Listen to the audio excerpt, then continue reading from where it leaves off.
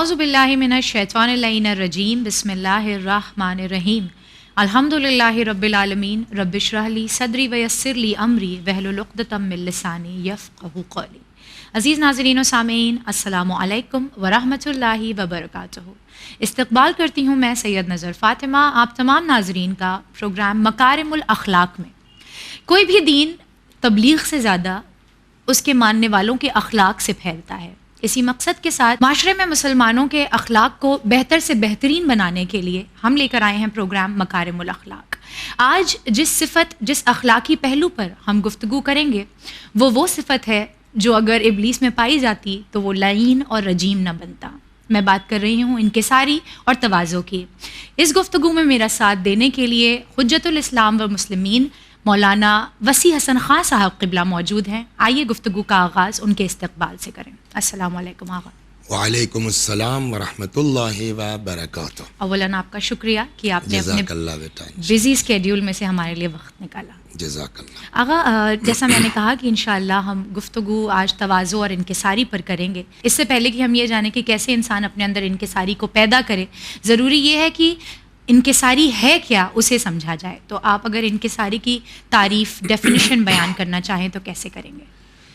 اعوذ باللہ من الشیطان الرجیم بسم اللہ الرحمن الرحیم الحمد للہ وصلی اللہ علی رسول اللہ وآلہ الطاہرین۔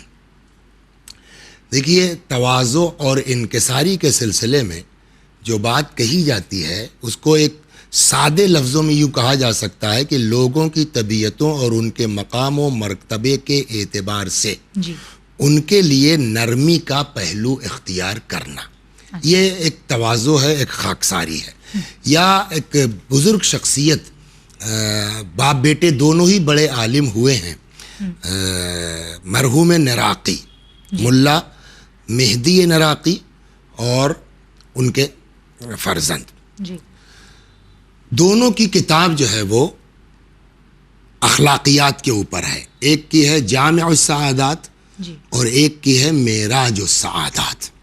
مرحوم نراقی رحمت اللہ علیہ نے جو تواضع کی تعریف کی ہے، ان کی گفتگو کا خلاصہ یہ ہوتا ہے کہ انسان جس مقام اور مرتبے پر ہے اس کے دیکھتے ہوئے اپنے سے جو کمتر لوگ ہیں ان سے نرمی کے ساتھ پیش آنا، اس کا نام انکساری ہے۔ اور یہیں سے میں ایک لفظ اور جوڑ دوں کہ بظاہر دیکھنے میں ایک جیسا نظر آتا ہے لیکن دو تین لفظ ہیں کہ یہیں سے ان کے اندر فرق آئے گا۔ جیسے ایک لفظ ہے تواضع، انکساری، اس کے مقابلے میں ایک آتا ہے تذلل یا ذلت، یا تیسرا لفظ آتا ہے خشوع۔ بظاہر دیکھنے میں تینوں ایک جیسے ہیں، لیکن تینوں میں بنیادی فرق یہی ہے کہ تواضع کہتے ہیں کہ ہم جس منزل، مقام اور مرتبے پر ہیں، اپنے سے چھوٹوں کے لیے ہم اس سے نیچے آ کر کے اگر ان سے گفتگو کرتے ہیں تو یہ تواضع کہلائے گا۔ لیکن اگر کوئی ہم سے بڑا ہے اور ہم اس سے بہت جھک کے ملتے ہیں یا چاپلوسی ٹائپ کا کرتے ہیں تو یہ تواضع نہیں کہلائے گی بلکہ اس کو ذلت کہلائے۔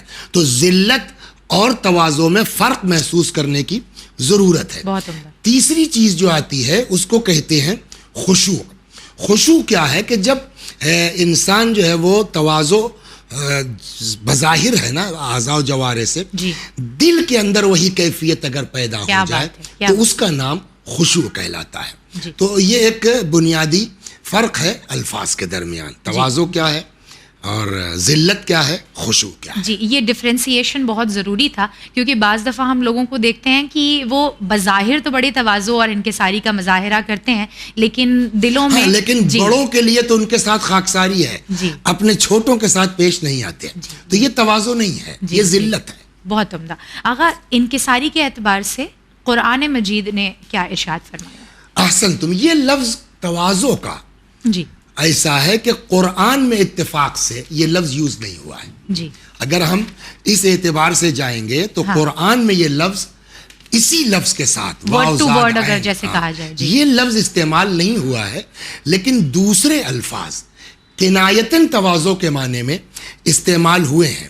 اور خود پیغمبر سے خطاب کر کے قرآن مجید میں ارشاد ہوتا ہے کہ وَاخْفِضْ جَنَاحَكَ لِمَنِ اتَّبَعَكَ مِنَ الْمُؤْمِنِينَ، پیغمبر آپ اپنے شانوں کو جو آپ کے پیروکار مومنین ہیں اتباع کر رہے ہیں اپنے شانوں کو ان کے لیے جھکائے رکھیے. تو اس لفظ کے ساتھ پیغمبر سے خطاب ہے، مطلب اس کا تواضع ہے اگرچہ اس لفظ کے ساتھ استعمال نہیں ہوا ہے. یا یہی لفظ جو ہے وہ قرآن مجید نے والدین کے لیے بھی استعمال کیا ہے، جہاں ارشاد ہوتا ہے ماں باپ کے سلسلے میں کہ وَقَضَىٰ رَبُّكَ أَلَّا تَعْبُدُوا إِلَّا إِيَّاهُ وَبِالْوَالِدَيْنِ إِحْسَانًا، ماں باپ کے ساتھ اچھا سلوک کرو، ان سے اف نہ کرو. آخر میں یہ جملہ وَاخْفِضْ لَهُمَا جَنَاحَ الذُّلِّ، اور ان کے سامنے جب آؤ تو اپنے شانوں کو انتہائی ذلت کے ساتھ کہ اس میں رحمت اور محبت ٹپک رہی ہو جھکائے رکھو.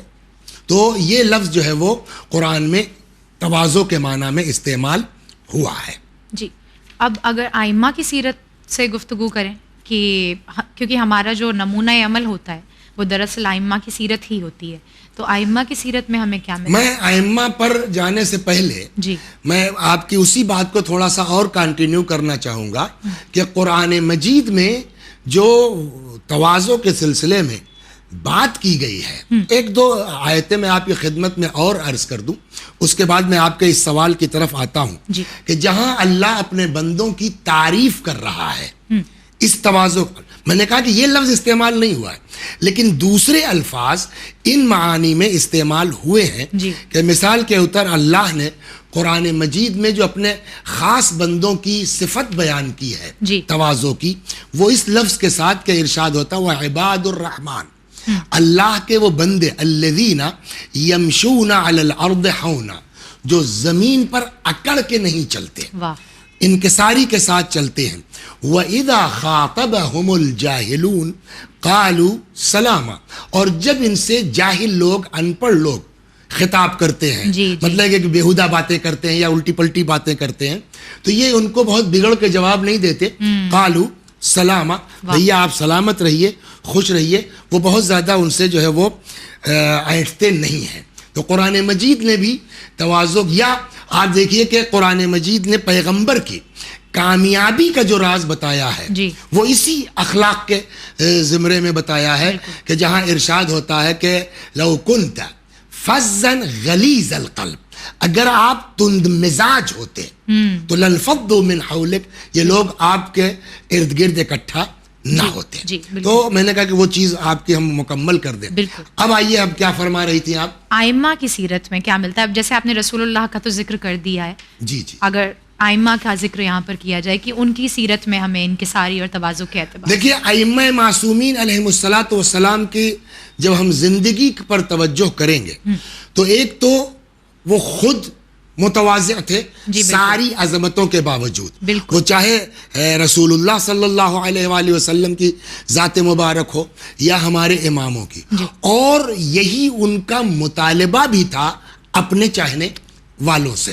چنانچہ ظاہر سی بات ہے کہ امیر المؤمنین سلام اللہ علیہ سے بڑا تو کائنات میں کوئی نہیں ہے نا.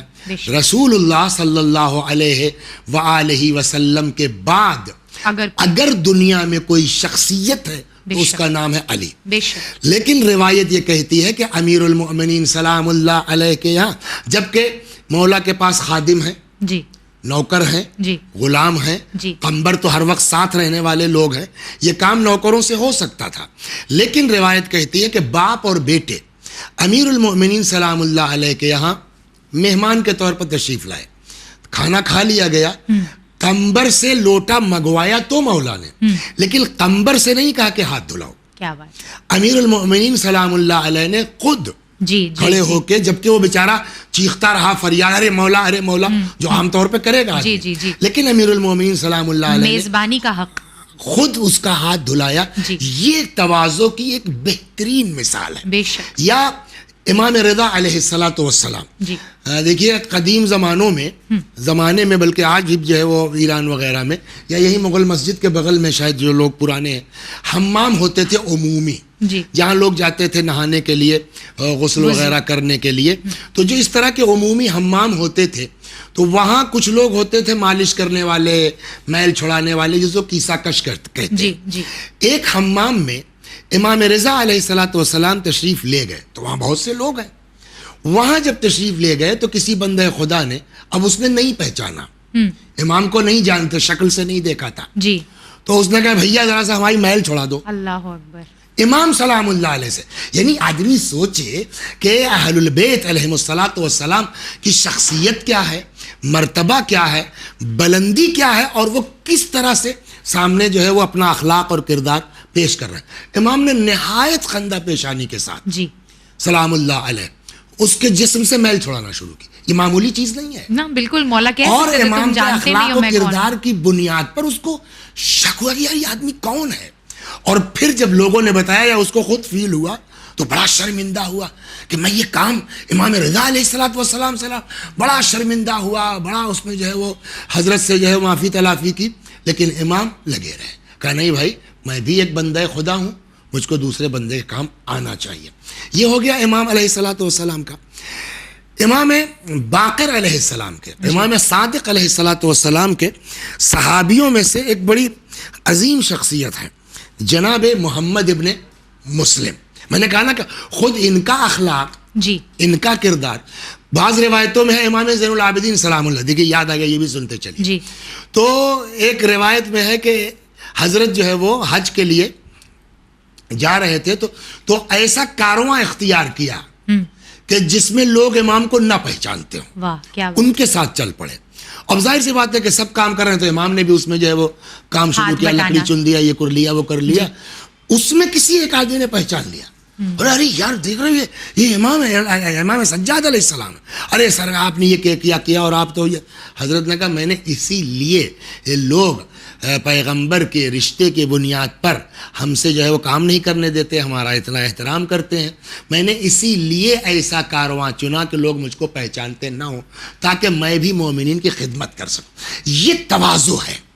اور میں نے جو شروع میں کہا نا، جو آپ نے پوچھا کہ تواضع کی میننگ کیا ہے، تواضع کی میننگ یہی ہے کہ آدمی جس معیار پر ہے اس سے نیچے والوں کے ساتھ خاکساری سے پیش آئے۔ اپنے سے اوپر والوں کے ساتھ پیش آنا تو سبھی کرتے ہیں، وہ کون سی بات ہے، بالکل جی۔ اپنے سے نیچے والوں کے ساتھ اگر آدمی پیش آتا ہے تو یہ ہمارے ائمہ کی سیرت رہی ہے، اور اب وہ ہم سے چاہتے بھی اسی طرح کے۔ بالکل بالکل۔ تو امام کے شاگرد ہیں جناب محمد ابن مسلم۔ جی محمد ابن مسلم اپنے زمانے کے فقیہ بھی ہیں، اچھا، عالم بھی ہیں، اور اچھے خاصے ثروت مند آدمی بھی ہیں۔ یہ گئے مدینے، کوفے کے رہنے والے ہیں، جی۔ گئے مدینے امام سے ملاقات کے لیے۔ باتوں میں امام نے صرف اتنا ان سے کہا کہ محمد ابن مسلم تواضع اختیار کرو۔ اچھا، جب یہاں سے واپس آئے گے تو کوفے میں مسجد کے باہر بیٹھ کے ایسے ہی رکھ کر کے کھجور بیچنے لگے کہ بھائی جس کو کھجور چاہیے آ کے ہم سے لے جاؤ، بھائی میرے امام نے کہا ہے تواضع ہونا چاہیے، تو اب میں زمین بیٹھے کھجور بیچوں گا۔ اب وہ جو ان کے خاندان والے لوگ تھے جی، ان کو یار ہمارے خاندان کا آدمی بیٹھ کر کے فٹ پاتھ پہ کھجور بیچ رہا ہے تو پورے خاندان کی بے عزتی کر رہا ہے۔ اب وہ لوگ آئے کہ یار محمد ابن مسلم کیا کر رہے ہو، بھائی محمد ابن مسلم کا تمہارے اس سے کچھ نہیں ہوگا، میرے مولا نے کہا تواضع میں یہ کروں گا۔ تب لوگوں نے کہا بھیا اگر یہی کرنا ہے بھائی تو کوئی اور کام شروع کر لو، بھائی صاحب یہ چھوڑ دو، ہم لوگ خاندان کی بے عزتی ہو رہی ہے۔ تو چونکہ بہت خاندان والوں نے پریشر ڈالا تو جناب محمد ابن نے کہا اچھا بھائی ٹھیک ہے، تو وہ کوئی ایک اونٹ لے آئے، پھر وہ چکی کا کام شروع کیا ہے۔ تو اہل بیت خود بھی چاہتے ہیں، کرتے ہیں، اور ہم سے بھی ان کی خواہش یہ ہے کہ ہم تواضع کے ساتھ کام کریں۔ آغا اس پروگرام کے تحت مقصد ہمارا یہی ہے کہ جو سالوں سے گفتگو چلی آ رہی ہے کہ گناہوں پر زور دیا جاتا ہے کہ اس کا عذاب یہ ہے اور اس کی وجہ سے یہ ہوتا ہے، بجائے ایک نیگیٹو اپروچ کے ہم ایک پازیٹیو اپروچ لے کر لوگوں میں نیکی کرنے کا اور اپنے اخلاق کو سنوارنے کا جذبہ دکھائیں۔ دکھائیں۔ میں آپ کے اس سے متفق نہیں ہوں۔ اچھا، جو آپ نے کہا نا کہ بجائے اس کے کہ نیگیٹو اپروچ، یہ نیگیٹو اپروچ نہیں ہے۔ جی، دونوں چیزیں ہمارے لیے ضروری ہیں کہ ہم اپنے عذاب سے بھائیوں ڈریں کو، بھی۔ عذاب سے ڈرانا موسٹ امپورٹنٹ۔ جی جی، اچھا بہتر۔ بٹ میں یہ سمجھتا ہوں کہ دونوں پلڑے برابر ہیں، جی، اس لیے کہ ہم لوگوں کو جو سکھایا، جیسے تقوی کی جو تعریف کی گئی ہے، جی جی، اللہ سے ڈرنا قرآن بھی نے ہے. جو تاکید کی ہے کہ انما یتقبل اللہ من المتقین، جی. اللہ صرف اور صرف متقیوں کے عمل کو قبول کرتا ہے. تو امام جعفر صادق سلام اللہ علیہ سے پوچھا گیا کہ تقوی کا مطلب کیا ہے، جی تو امام نے دونوں چیزیں فرمائی. لا یراک مولاک حیث نہا، جی جی بالکل. تمہارا اللہ تم کو وہاں نہ دیکھے جہاں سے منع کیا ہے.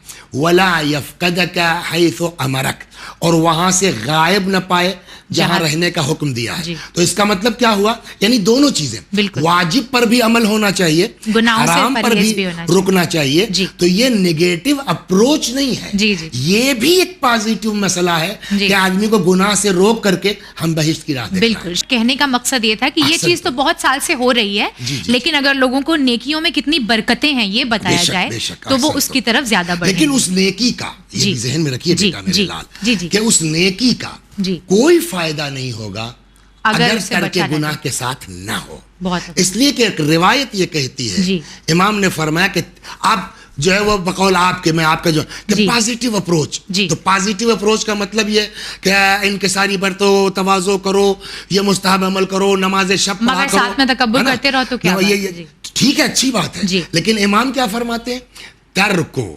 لقمۃ الحرام احب الی اللہ من الف رکعہ تطوعا. بالکل. ایک لقمہ حرام کا چھوڑ دینا جی. اللہ کو 2000 مستحبی رکعتوں سے زیادہ محبوب ہے. بہت بہت تو اس کا اہم مطلب یہ نہیں کہ ہم تواضع کی بات کریں، جی، ٹھیک ہے جی. تواضع کی بات کیجئے، مگر اس کے ساتھ ساتھ ہم کو وہ نگیٹو پہلو بھی لانا پڑے گا کہ تکبر بری چیز ہے. بہت عمدہ، بہت احسن. عمدہ آغا. بہت ضروری تھا یہ بیان کرنا جزاک اور اللہ. یہ اصلاح کرنا. بہرحال اگلا سوال آپ سے یہ کہ جب انسان تواضع اور انکساری کو اپنے اندر پیدا کرتا ہے تو اس کی زندگی میں کیا برکتیں آ جاتی احسنتم، ہیں، احسنتم. فائدے کیا ہیں انکساری کے؟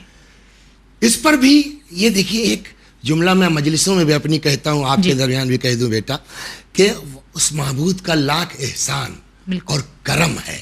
اور میرے ناظرین بھی جو سن رہے ہیں نا اس وقت ٹی وی کے سامنے بیٹھے، میں ان سے بھی کہوں گا کہ کبھی کبھی جب یاد آیا کرے نا نماز کے بعد، تو ایک شکر کا سجدہ کر لیا کیجئے کہ اللہ نے ہم لوگوں کو ایسے گھر میں پیدا کر دیا کہ اہل بیت مل گئے، سلام اللہ علیہم اجمعین. یہ چیزیں دنیا میں کوئی بتانے والا نہیں. یقیناً. یہ جو آپ کا سوال ہے جی. کہ اس تواضع کے انسانی زندگی میں کیا اثرات مرتب ہوں گے جی. یا اس کے کیا فوائد ہیں، جی. تو ہم اپنی جیب سے کیوں بتائیں جب ہمارے پاس ائمہ معصومین سلام اللہ علیہم اجمعین کی روایتیں موجود ہیں. پیغمبر نے بھی فرمایا. تو میں کچھ روایتیں یہاں ہیں جو میں آپ کی خدمت میں نقل کرتا ہوں جی. کہ تواضع کے فوائد اور اس کے فائدے کیا کیا ہیں. نمبر 1، سربلندی حاصل ہوتی ہے، سبحان. انسان کو ترقی حاصل ہوتی کیا ہے. بات. چنانچہ رسول خدا صلی اللہ علیہ وآلہ وسلم فرماتے ہیں، من تواضع للہ رفعہ اللہ. جو خدا کے لیے، دیکھیے عمل بھی ہے بڑی باریک چیز ہے. ہم تواضع تو کر رہے ہیں جی، لیکن کہیں نہ کہیں ہماری نیت ہے کہ جی، لوگ بہت ہماری اہم. واہ واہ کریں گے بہت اہم. کہ مولانا بڑے منکسر المزاج ہیں، جی، جی. ہمیں جہاں بیٹھال دو وہاں بیٹھے کھا لیتے ہیں. اچھی چیز ہے، مگر سب سے بڑا مسئلہ نیت کیا ہے مولوی صاحب آپ بالکل کی؟ بالکل. اگر نیت یہ ہے کہ پبلک واہ واہ کرے گی ہاں، تو وہ تواضع نہیں اتنی ہے. بڑی ہستی ہو کے اتنا جھک کے ملتے ہیں. جی. تو مسئلہ کہ ٹھیک ہے آپ جھک کے مل رہے ہیں، ہاں، ہاں. آپ کی نیت کیا ہے؟ پبلک واہ واہ کرے، اس کا کوئی فائدہ کوئی اجر نہیں. لہذا جو ہے وہ پیغمبر نے جملہ فرمایا، للہ من تواضع للہ، جو بھی اللہ کے لیے. نیت یہ ہے کہ ہمارا خدا تکبر کو پسند نہیں کرتا، اس لیے ہم تواضع کریں گے. بہت عمدہ. پبلک ہم کو اچھا کہے برا کہے اس سے بحث نہیں ہے.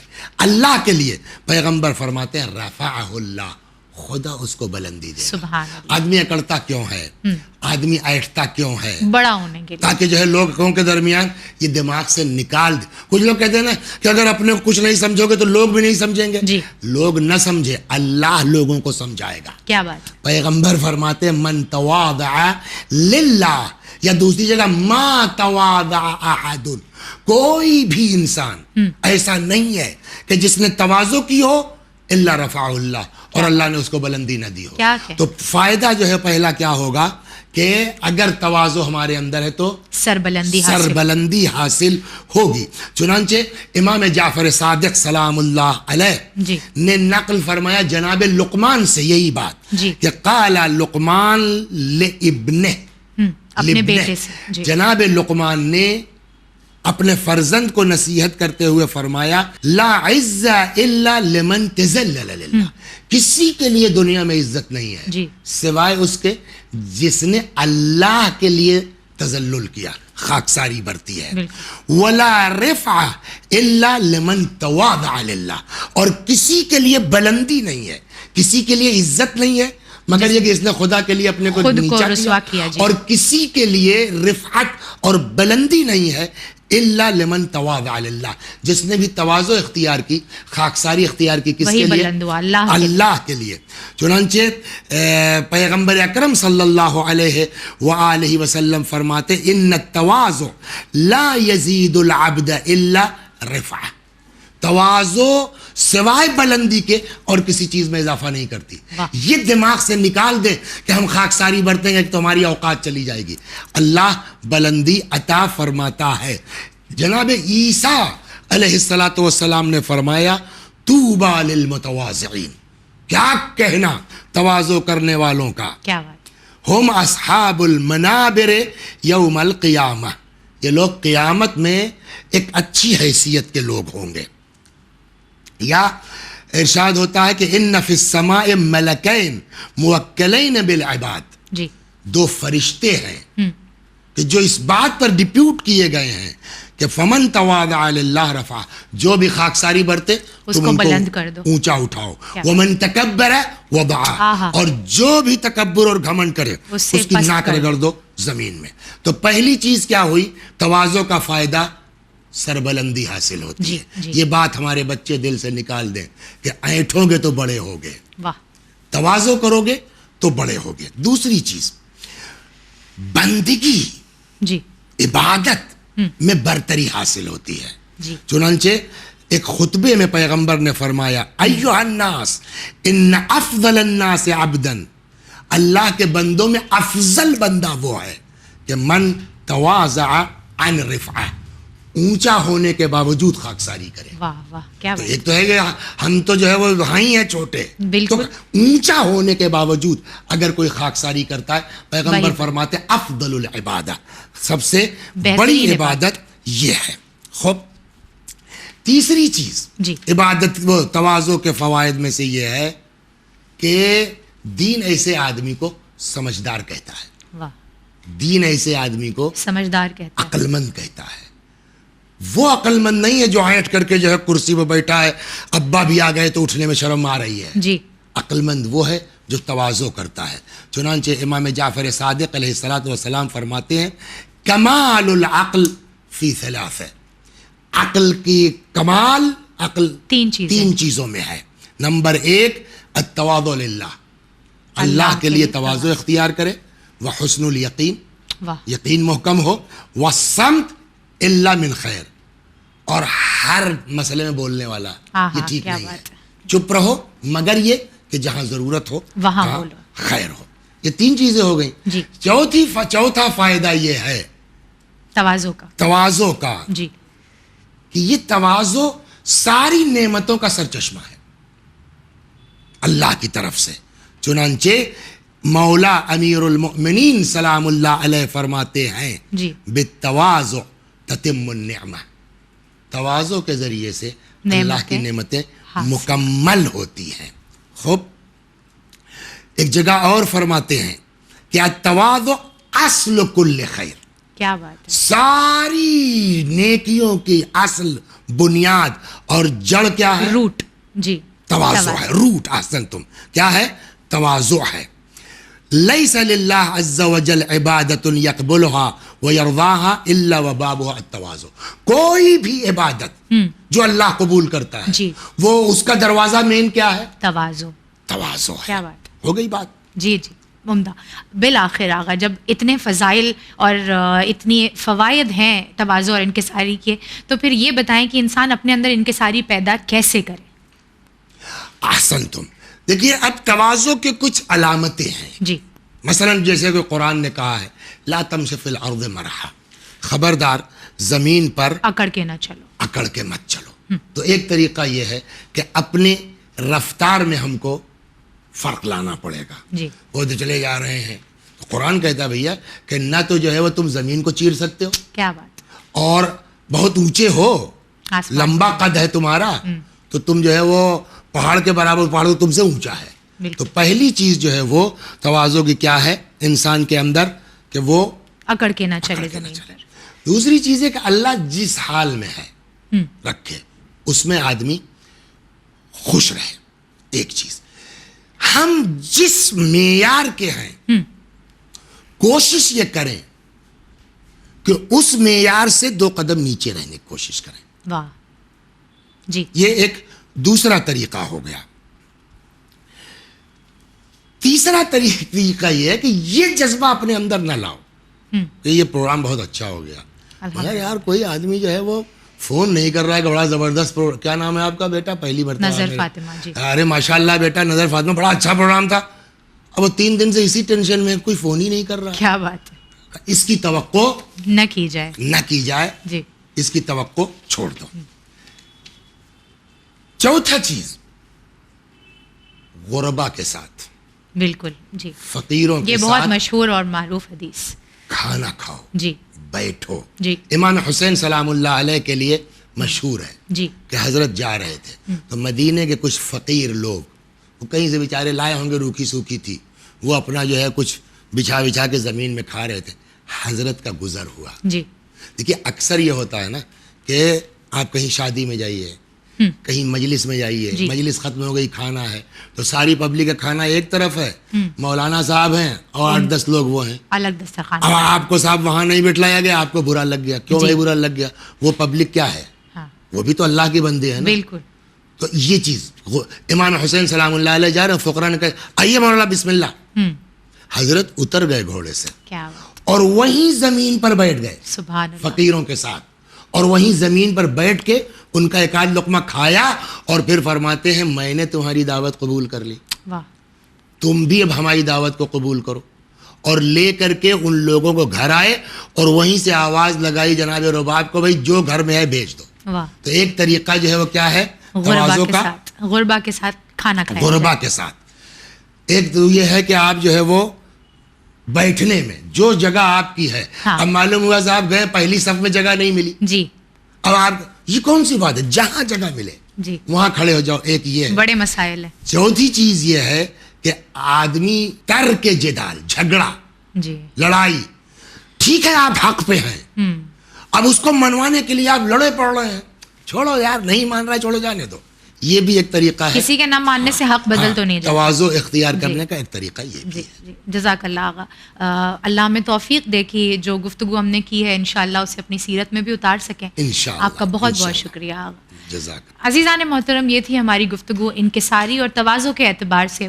میں پھر سے وہی بات نقل کروں جو مولانا صاحب نے ارشاد فرمائی کہ جس مقصد کے ساتھ ہم اس پروگرام کو لائے تھے کہ ہم نیکیوں کا جذبہ لوگوں میں ابھاریں, مگر اس کے ساتھ ساتھ ضروری یہ بھی ہے کہ ہم اپنے آپ کو برائیوں سے روکتے رہیں. تو جہاں ہم نے انکساری کی فوائد جانے, جہاں ہم نے یہ جانا کہ یہ زندگی میں کتنی برکتیں لے کے آتا ہے, زندگی میں آپ کو کتنا سربلند کرتا ہے, کتنی عزت دلواتا ہے اگر یہ فی سبیل اللہ ہے, تو دوسری جانب یہ بھی بہت اہم ہے کہ ہم انکساری کے ساتھ ساتھ تکبر سے پرہیز بھی کرتے رہیں اور اپنے آپ کو اللہ کی مخلوق میں کسی سے افضل نہ سمجھیں. اسی کے ساتھ میں سید نظر فاطمہ لیتی ہوں آپ لوگوں سے وداع. انشاءاللہ دوبارہ حاضر خدمت ہوں گے کوئی اور صفت اخلاقی لے کر, صرف اور صرف چینل ون پر. بنے رہیے چینل ون کے ساتھ. فی امان اللہ.